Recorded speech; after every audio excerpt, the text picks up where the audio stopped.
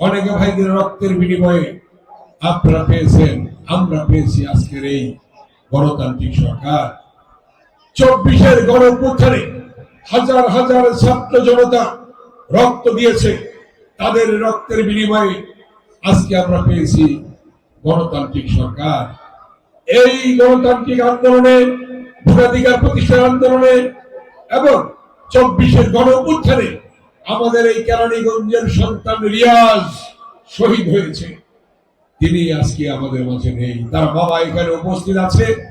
আমরা তার যে সকল 24-এ যারা আত্মহতি দিয়েছে, যাদের আত্মহতির মধ্য দিয়ে আমরা পেয়েছিলাম অন্তর্বর্তীকালীন সরকার এবং আজকের এই গণতান্ত্রিক সরকার, আজকে তাদের আত্মার মাগফিরাত আমি কামনা করছি।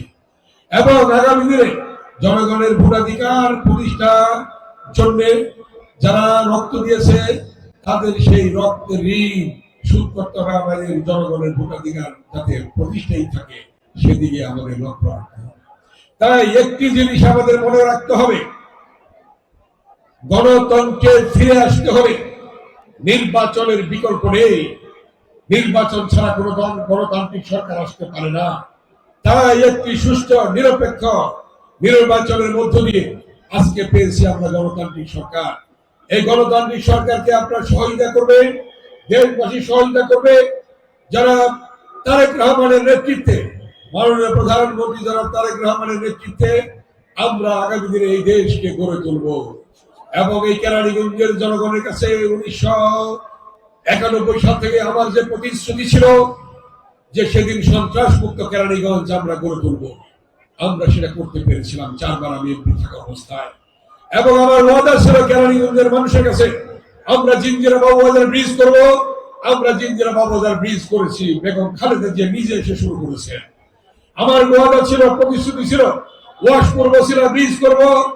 আপনারা জানেন বেগম খালেদা জিয়া প্রধানমন্ত্রী থাকা অবস্থায় ওয়াশপুর বসিরা ব্রিজ তিনি নিজে এসে শুরু করেছিলেন।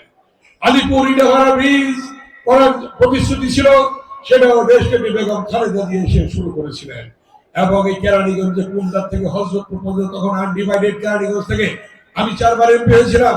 এই কেরানীগঞ্জের অলি গলি, রাস্তাঘাট, স্কুল কলেজ, মসজিদ, মাদ্রাসা, মন্দির, টেলিফোন, বিদ্যুৎ, গ্যাস এবং ফায়ার সার্ভিস স্টেশন সহ আমরা সকল পর্যায়ে উন্নয়ন করেছি, যার ফলশ্রুতিতে জনগণ আজকেও আমাদের সমর্থন দিচ্ছে।